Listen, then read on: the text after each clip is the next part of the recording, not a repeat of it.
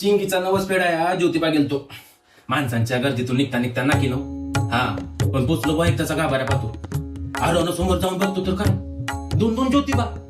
नाही, एक म्हणजे आपला नेहमीचाच आणि दुसरा कोणची तरी बाई सोबत घेऊन उभा होता. विचारलं तर म्हणे सावित्री देवी. म्या म्हणलं बा देवा, अरे एकाच्या चौथीचा सामान आणलाय रे. अरे दोघांना काय म्हणून देऊ. तर मला कोण हसला. म्या म्हणलं बा देवा, अरे काही चुकलं माकलं असेल तर माफ कर, पण असं असू नकोस र. तर देव म्हणला, अरे आमच्याकडे येताना नवसाची काय गरज, आमच्याकडे येताना फक्त श्रद्धा घेऊन ये. मग म्या म्हणलं देवा, अरे ही देवी कोण र. तर म्हणला ही सावित्री देवी. अरे तुझी चिंगी पास झाली ना ती या सावित्री देवीमुळेच. म्या म्हणलं असं कसं.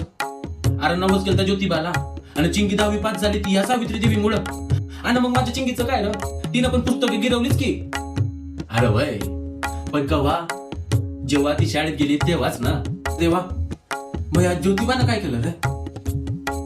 देव म्हणला, अरे येड्या, त्यानं तुला अक्कल दिली तुझ्या चिंगीला शाळेत पाठवण्याची. मला तर काही उंगणात झालं. मग माझा हात धरून तो गावाच्या पारावर घेऊन गेला आणि तिथं सांगू लागला, जेव्हा कोणी बाई शाळेत जात नव्हती ना तेव्हा या सावित्रीनं शाळा काढली. लोक लय वंगाड वंगाड वंगाड बोलायचे, नको नको ते बोलायचे, शेण फेकायचे, थुंकायचे. मग तेव्हा ही सावित्री रडत असेल ना. नाही, सावित्री रडायची नाही, ती हसायची. आणि त्याचे शेण आहे की नाही त्याची ती पावडर बनवायची.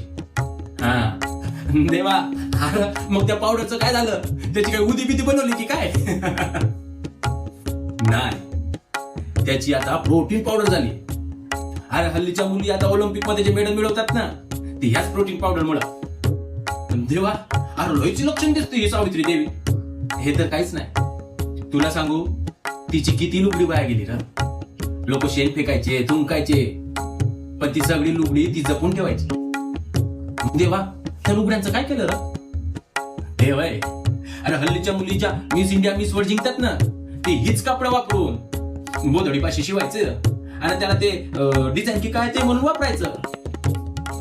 देवा, तू सांगतो की ह्या सावित्री देवीनं समध्याबाईंचा उद्धार केला. अरे मग त्या वंगाळ काम करणाऱ्या बायकांचं काय र. देवय, अरे मला सांग, पुरुषातल्या राक्षसाला शांत करण्यासाठी स्वतःच बाई पण देणारी ती पण एक देवीच की. मला तर काहीच कळत नव्हतं. अरे हे समजा काय चाललंय ते. मी आपला गाभाऱ्यातला असा भंडारा घेतला आणि आकाशात उडवला, ज्योतिबाच्या नावानं सांग बल.